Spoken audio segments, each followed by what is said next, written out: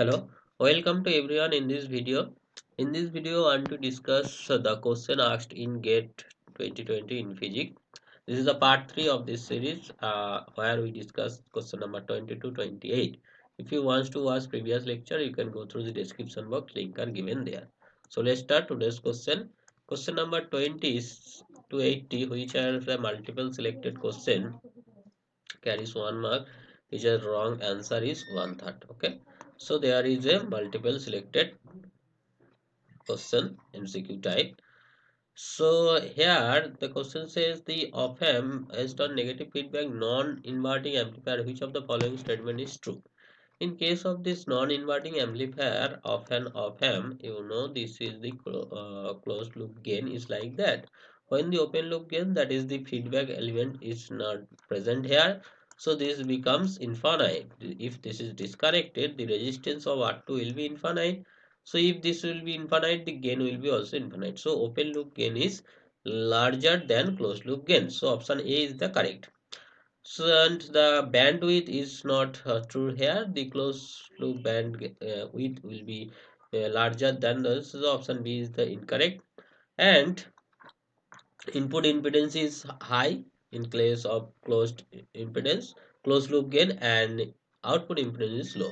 So these two also matches. So option A, C, and D is the correct answer of this question. Next question, from the pair of operation given below, identify ones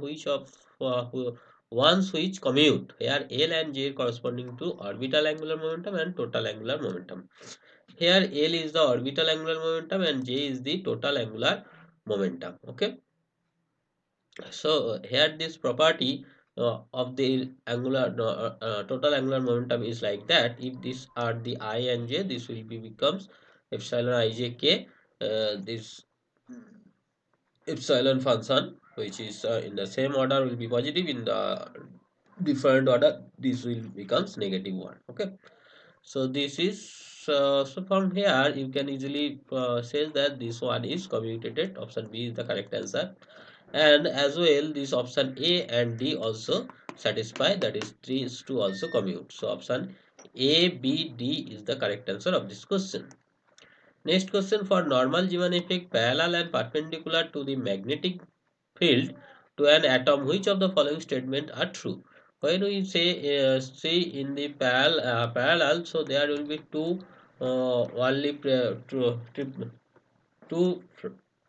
frequency are observed, nu minus delta nu and nu plus delta nu. Delta nu is the shift, and these are in the sigma, and in the perpendicular there is nu, that is pi, and these two are in sigma. So in the parallel only sigma lines are observed, and in perpendicular 1 pi and 2 sigma lines observed. So you can see here only pi lines observed in parallel. This is incorrect, and sigma lines are parallelized in perpendicular.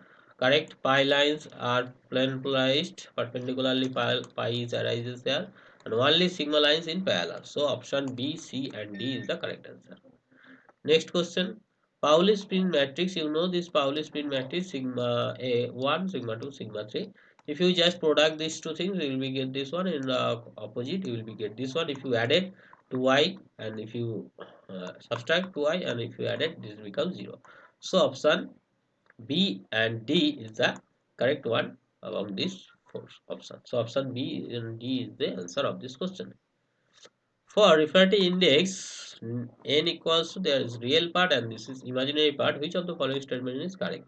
Nu r can be obtained from this nu m. That is, these two are interlinked, so one can obtain from one another. If you know nr, you will be get nim, and if you know nim, you will be get nr. NIM could be 0, this can be 0. N is analytic function in the upper half of the complex omega plane. N is the analytic function in the upper half of the complex omega plane, and D is the independent of material. So D is not independent of omega. So option D is incorrect, option B is incorrect. So option A and C is the correct answer. Next question. This is a complex variable. Is a continuous or differentiable or not, like that? So if you just taking this z as a x plus iy, or if you calculating these things, you can easily find out this Cauchy-Riemann condition, and you can see at a comma 0 this will becomes equal, and so this is a differentiable here, and for, at a comma a this is not differentiable, so option C is the correct one. And this is also continuous at, if you take, yeah, at f of z equal to z tends to z naught is nothing but at a comma a this point, so this is also continuous, so option A and C is the correct answer. Next question: if g of k is the Fourier transform of f of x, which of the following is true? So g of k is nothing but the Fourier transform of f of x. Okay. So if you put g of minus k, if you here put minus k, you will be get this one. If you complex conjugate, you will be get this one. If these two are equal, this simply imply that this is the real function. And if these are the equal, this is the imaginary function. So option A and B is the correct one. C and D is the wrong. Next question: the differential equation is this regular singularities. For checking the regular singularity, taking rearrange this equation is like that, where this is the p of x and this is the q of x. At x equal to plus minus 1, both p of x and q is diverge, so this is a singular point. Now we check whether it's regular or irregular. At x equal to 1, x minus 1, p of x equal to 1. If you multiply that, you will be get finite, and x minus 1 whole square q of x also a finite. So this is a regular singular point at x equal to 1. Similarly, at x equal to minus 1, these both are finite. So this is also a regular singular point. So at point A and C, both are the regular singular point. So option A and C is the correct answer of this question.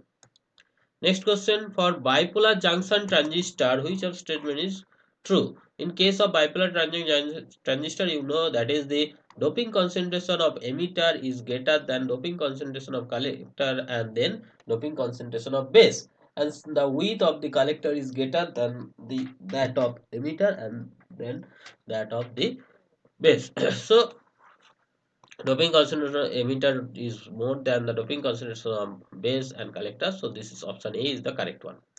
Now, only electron participate in the current conduction. This is wrong, because in semiconductor there are two type of carrier, um, electron and hole, and that's why this is called bipolar junction transistor. There is two type carrier actually carries the current. In case of field effect transistor, there is unipolar transistor. This is current carries by only electron or hole. But here the bipolar junction transistor, there is two types of carrier carries the current, uh, electron and hole both conduct current. So option B is incorrect. The current gain beta depends on temperature. This is correct, and collector current less than the emitter current, because the emitter current divided into two parts. This is collector current and the base current. So collector current is less than that of emitter current. So option D also correct. So option A, C, D is the correct answer of this question. Okay, I think clear. If there is any doubt, you must comment in the comment box. This is all about me. This is my contact detail. You can connect me with this Telegram channel. This is my online platform, and this is my YouTube channel details. Go to this channel, you will get different physics related video, some mathematics. I like this session. If you learn something from this session, share this video to your friends. Either he or she also get benefit from this video. Subscribe this channel if you need this channel. So already subscribe. Thanks for subscription. Press the bell icon to get notification of upcoming videos. So take care. We'll meet in the next video as soon as possible. Thank you.